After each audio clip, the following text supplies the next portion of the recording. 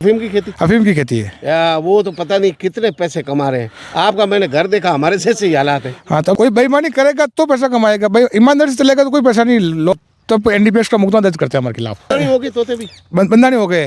ये लाइसेंस की क्या प्रक्रिया है? ये डोडे मतलब दो तरह के होते हैं, और ठेके में सरकार खरीदती थी हमारे से 125 रुपये किलो।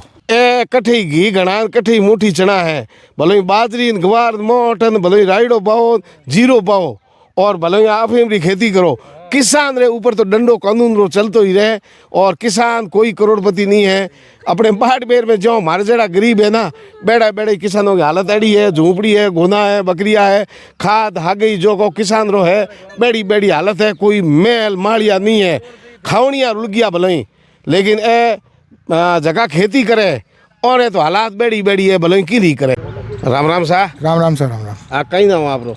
देवीलाल जाट। देवीलाल जी, ये कौन सा क्षेत्र, इलाका कौन सा? ये साहब मोकमपुरा गांव है, बारसोड़ा से 3 किलोमीटर शनिमार साइड में, और हमारे नज़दीकी शनिमार जी पड़ता है 5 किलोमीटर, और सांवला जी 10 किलोमीटर पड़ता है हमारे यहाँ से। चित्तौड़गढ़ तहसील बदेसर।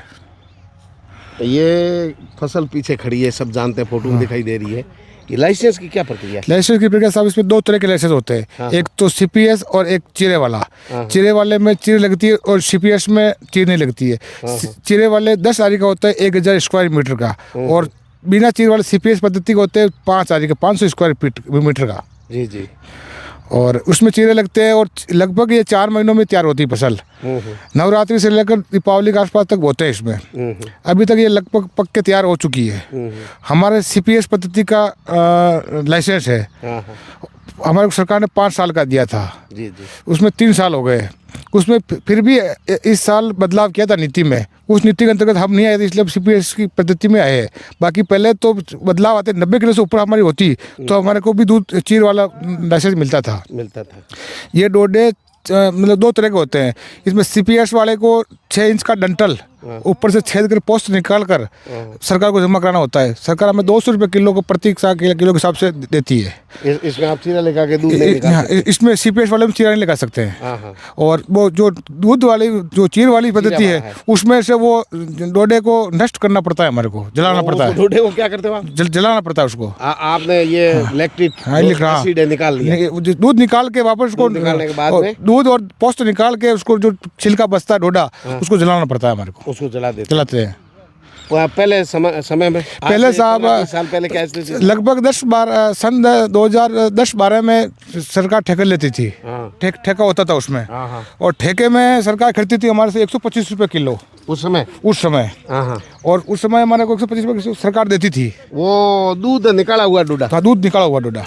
क्या भाव देती थी? 125 रुपये किलो के हिसाब से। हाँ, ठेके होते थे उसमें। वो आप उनको तोला देते? आबकारी की आते हो, आबकारी की निगरानी में, आबकारी विभाग की निगरानी में सारा तोल जोक होता था, और ठेकेदार के थ्रू होता था, और परमिट वगैरह जो भी कानूनी प्रक्रिया के तहत होता था मामला। अभी ये इसका जो लाइसेंस है जारी कौन कर रहा है?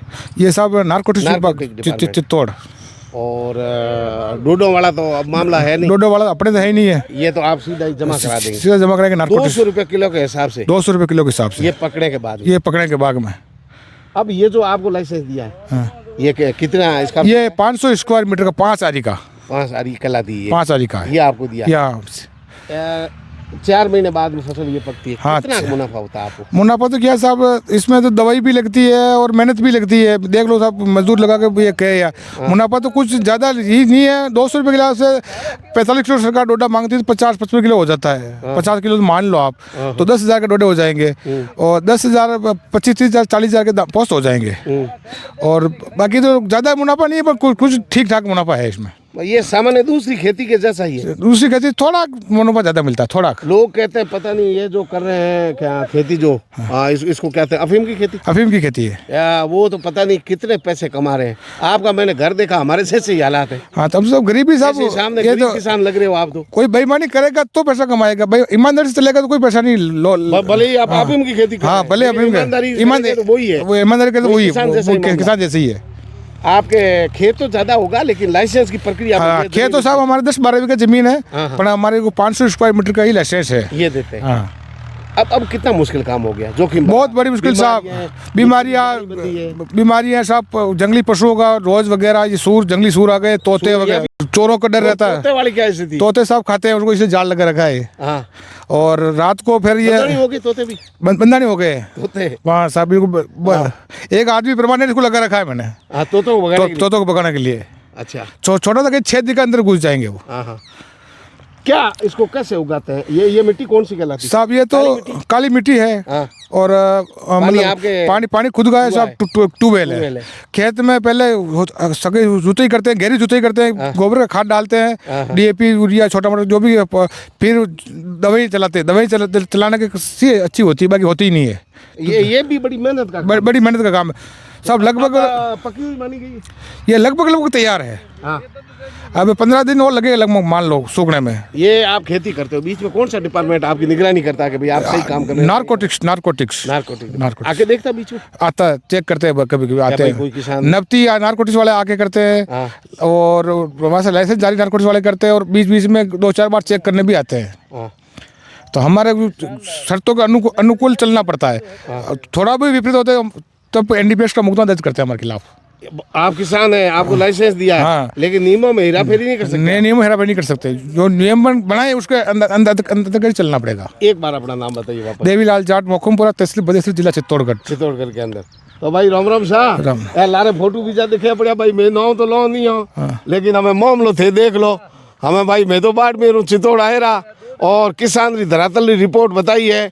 ए कठी घी घना, कठी मुठी चना है, भले बाजरी, गवार, मोटन, भले राइडो पाओ, जीरो पाओ, और भले अफीम री खेती करो। किसान रे ऊपर तो डंडो कानून रो चलतो ही रहे, और किसान कोई करोड़पति नहीं है।